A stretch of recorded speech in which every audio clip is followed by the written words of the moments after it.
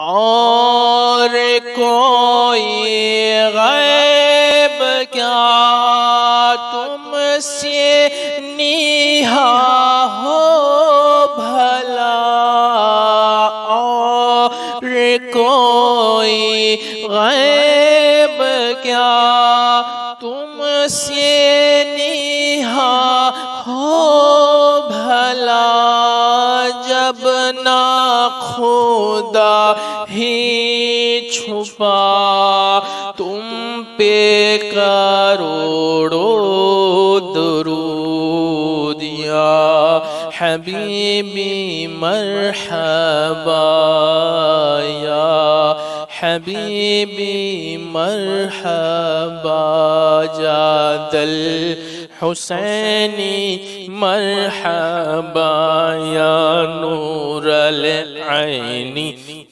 مرحبا۔ اور سورت کے پاس چھوٹا سا کوئی گاؤں ہے ادنا کی سائڈ، وہاں سے بھی تجارت ہوتی تھی۔ وہاں تو ایک باقاعدہ آج بھی باب علی، دروازہ علی لگا ہوا ہے۔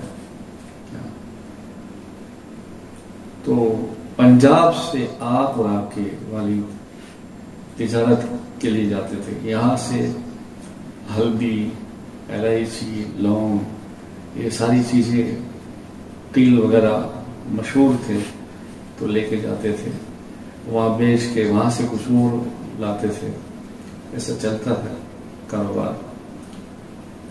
تو ایک بار آپ اپنی جوانی کی حالت میں بیٹھے ہوئے تھے اور تجارت قافلے کی تیاری ہوئی، تو آپ نے بھی بابا سے کہا کہ میں بھی آؤں گا اور میں بھی دیکھوں، دل چاہتا ہے یہ سفر میں حاضری دوں۔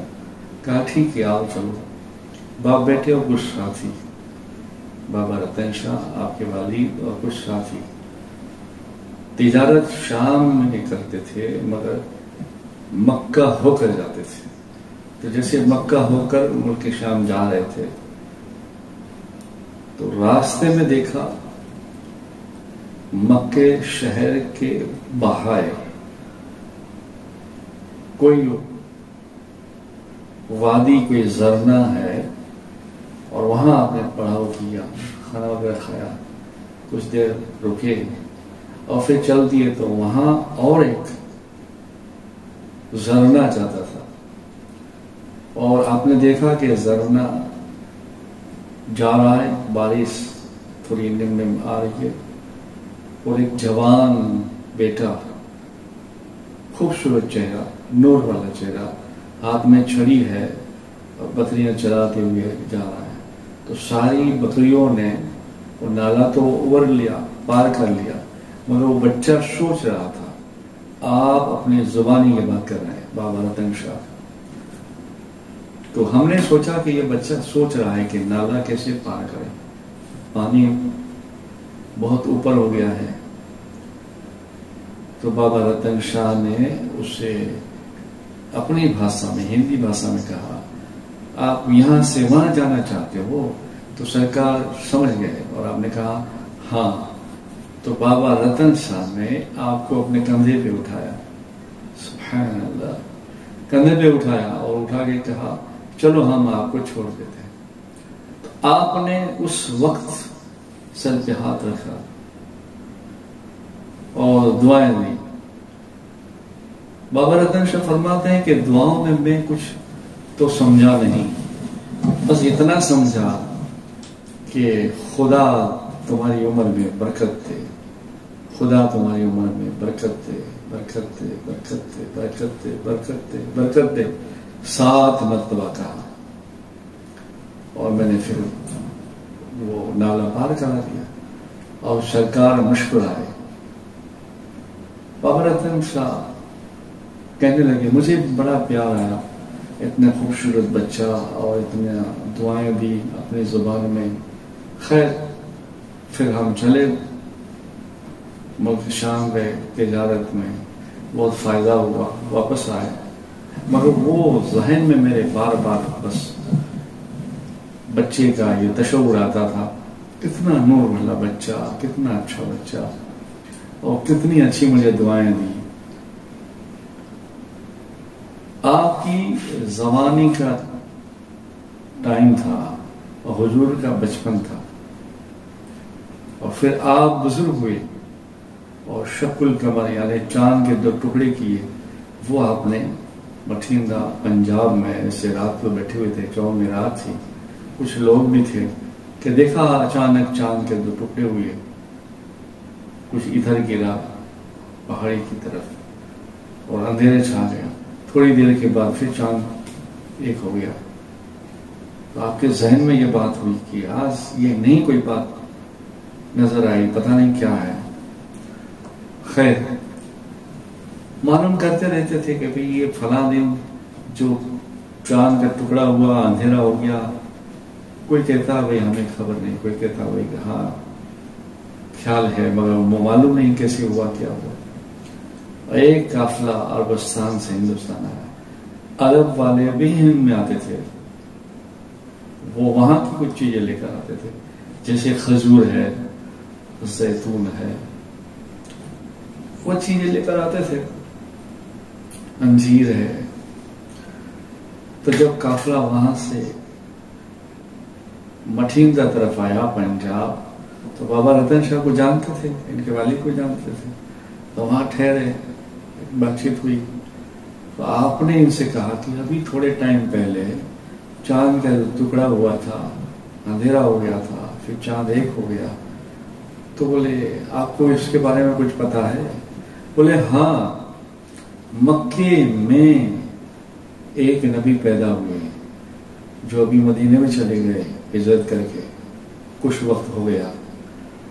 انہوں نے دعویٰ کیا ہے، وہ کرتے ہیں کہ میں اللہ کا نبی ہوں، میں اللہ کا رسول ہوں، اور انہوں نے یہ معجزہ دکھایا تھا. اشارہ کیا، چاند کے 2 ٹکڑے ہو گئے. سبحان اللہ. پھر آپ کو شوق پیدا ہوا کہ میں بھی یار دیکھوں کون ہے، اور کیوں نہ ہوتا سرکار کو جو اٹھایا تھا. سبحان اللہ. مکے گئے تو مکے سے معلوم ہوا کہ آپ تو مدینہ شریف ہجرت کر گئے. مدینہ شریف آئے، مسجد نبی کی طرف. لوگوں سے پوچھا، کہاں وہ مسجد ہے، اس میں سرکار بیٹھے ہیں. آپ بھی جب گئے مسجد نبی میں، دیکھا سارے صحابہ کے ساتھ میں سرکار پاک صلی اللہ علیہ وسلم تشریف فرما تھے، بیٹھے ہوئے تھے. اور بیٹھ گئے آپ بھی، سب سے باتیں ہو رہی ہے. پھر آپ سے بات ہوئی تو آپ سے آپ کے اور میرے آقا نے کس طرح گفتگو کی؟ ایسے گفتگو کی. آپ کو دیکھا اور کہا بابا ہند سے آئے ہو، رتن نام ہے. سبحان اللہ. بابا رتن شاہ ہند سے آئے ہو. تو وہ کھڑے ہوئے اور ادب سے، بزرگ ہو گئے تھے، ادب سے قریب آیا، کہا ہاں یا رسول اللہ صلی اللہ علیہ وسلم، میں بھی کچھ کلمہ پڑھنے کے ارادے سے آیا ہوں، مجھے بھی کوئی ایسا نظارہ مل جائے تو دیکھ لوں. تو آپ نے مسکرا کے کہا کہ بابا رتن شاہ، وہ نظارہ کم ہے کیا، کم تھا کیا جو بچپن میں آپ کو ہم نے دعائیں دی تھی، کندھے پہ اٹھایا تھا آپ نے ہم کو. سبحان اللہ. بابا رتن شاہ کہنے لگے وہ آپ ہی ہیں؟ کہا ہاں. فوراً بابا رتن شاہ سرکار پاک صلی اللہ علیہ وسلم کے قدم مبارک پر جھک گئے اور کلمہ پڑھ لیا، اشہد اللہ الہ الا اللہ اشہد ان محمد رسول اللہ صلی اللہ علیہ وسلم. یہ آپ کا بچپن اور اخلاق تھے. ایک اور ایک چھوٹا سا واقعہ کہہ دوں. درود شریف پڑھے، اللہم صلی علی سیدنا نور الانوار صلی اللہ علیہ وسلم. یہی کچھ وقت میں یہ واقعہ مکے کا ہے. آپ کی یہی عمر کے کچھ آگے پیچھے ہوگا، 2-4 دن آیا ہے، جو بھی ہے کتابوں میں آتا ہے. 8-9 سال کی عمر تھی. آپ